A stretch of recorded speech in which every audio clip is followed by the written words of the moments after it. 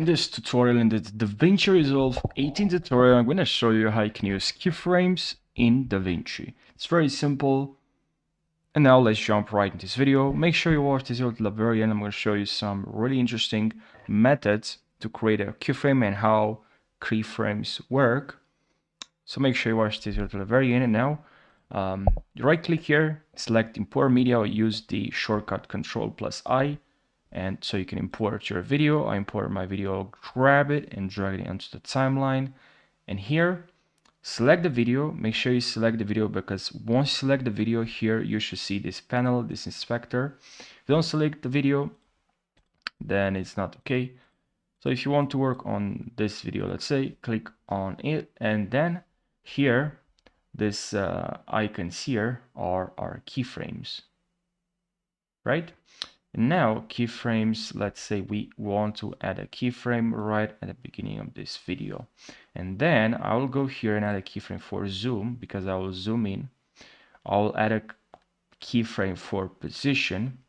And then this, I won't change anything right now. Inside this keyframes will contain exactly the same resolution, same position.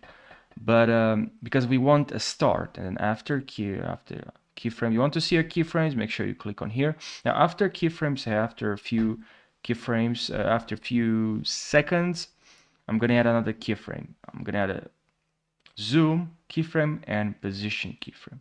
Now this keyframe will change. So I will actually zoom in and change exactly the position.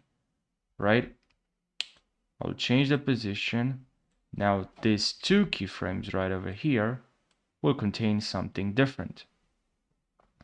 Now this will contain is not the same position. Now we are also zoomed in. So this keyframe will contain something to zoom in and position. So now here we don't have, I have a keyframe, but nothing has changed. And now here, if you play the video, now here we have another keyframe, which is the one that is like zooming in. So that's why we added at the end of this video, we added a keyframe, because we want a beginning, a start, you know, and the end. So this keyframe is like the start, nothing has changed, and then here is our the end, right? Now if you want to change this, you can click on this icon right over here. Now here you can change the way this zoom works. You can also click on there the position, and the position on y-axis and x-axis. And if you click on here on zoom on y, you can click on this keyframe here and now just change this curve. So we have like a more curved zoom, as you can see, or is like more like this or like this.